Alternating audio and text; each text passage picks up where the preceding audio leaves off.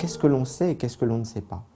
Ce que l'on sait, c'est qu'il existe chez les sujets qui vont développer un état dépressif une vulnérabilité, c'est-à-dire une fragilité. Et cette vulnérabilité, ce n'est pas juste quelque chose qui serait biologique ou génétique, ou juste quelque chose qui serait psychologique et lié à l'environnement de vie ou à des événements de vie difficiles. On ne fait pas un épisode dépressif majeur une dépression parce que ses parents étaient déprimés. On ne fait pas une dépression parce qu'on vient de divorcer ou parce qu'on vient de perdre son travail. Mais probablement on fait une dépression parce qu'on a à la fois des éléments de vulnérabilité génétique et biologique et parce qu'on a conjointement à un moment donné de sa vie, sur cette vulnérabilité préalable, subi des facteurs de stress plus ou moins répétés, plus ou moins intenses. Et c'est finalement la conjonction des deux, la vulnérabilité génétique biologique et la vulnérabilité, le stress qu'on a vécu à des moments de sa vie, et que cet empilement de vulnérabilité-là, à un moment donné, va faire qu'on va passer le seuil de ce qu'on peut supporter normalement et déclencher un épisode dépressif majeur. D'une certaine façon, les événements de vie, les facteurs de stress, un divorce, perdre un travail, un deuil, etc., c'est la goutte d'eau qui va faire déborder le vase. Mais il y avait déjà une vulnérabilité avant. Tout le monde ne fait pas une dépression.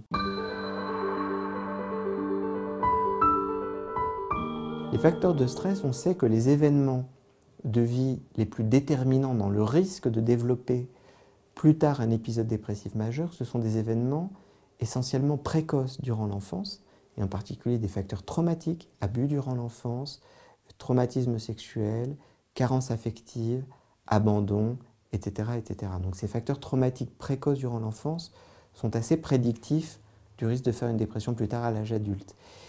Et évidemment, la répétition d'autres événements de vie à l'âge adulte dans une période de temps relativement brève, autrement dit, on va plus risquer de faire un épisode dépressif si on a eu des facteurs traumatiques durant l'enfance et qu'on va avoir pendant un an à l'âge adulte une cumulation d'événements de vie douloureux, par exemple perdre la même année, avoir une rupture sentimentale et perdre son boulot, avoir des difficultés professionnelles, on va pouvoir déclencher. Quand on parle d'événements de vie ou de facteurs de stress, on a tendance à penser que ce sont des choses douloureuses ou difficiles. Eh bien non, on peut aussi déclencher un épisode dépressif après un événement heureux, après un mariage, après une promotion professionnelle, parce que ça représente un stress. Un stress, ça veut dire quelque chose qui vient mobiliser nos capacités d'adaptation, qui vient nous faire changer, qui nous bouscule. Donc la dépression, ça peut aussi débuter après un événement heureux. C'est paradoxal, mais c'est comme ça. On commence à identifier de façon assez précise la cartographie cérébrale et plus exactement les réseaux cérébraux, les réseaux neuronaux, des cellules neuronales impliquées dans la réactivité émotionnelle. Qu'est-ce que c'est que la réactivité émotionnelle? C'est ce qui fait que pour un même événement de vie, triste ou gai, vous allez réagir d'une telle façon avec une telle intensité émotionnelle, je vais réagir différemment et une tierce personne va réagir encore autrement. Et les structures cérébrales qui permettent de réguler cette réactivité émotionnelle, on les connaît un petit peu mieux.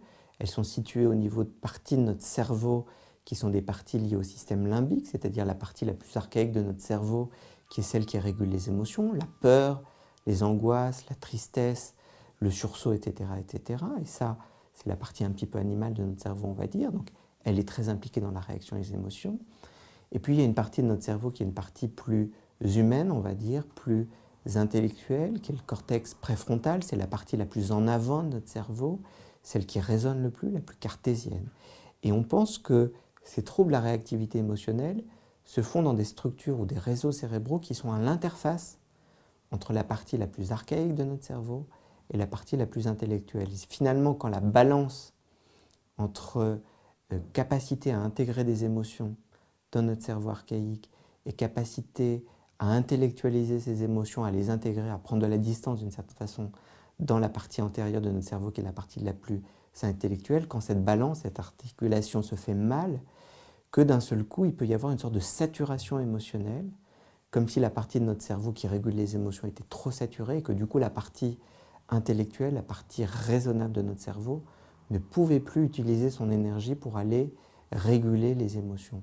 Et quand il y a dysrégulation, quand il y a trouble de la balance entre les émotions et les capacités intellectuelles, bien d'une certaine façon, on perd le contrôle de sa capacité à réagir aux émotions normalement et on est débordé en permanence par des événements, que ces événements soient très tristes, un tout petit peu tristes ou finalement presque neutres, le niveau de débordement émotionnel tel qu'on ne peut plus réagir et tout devient extrêmement douloureux.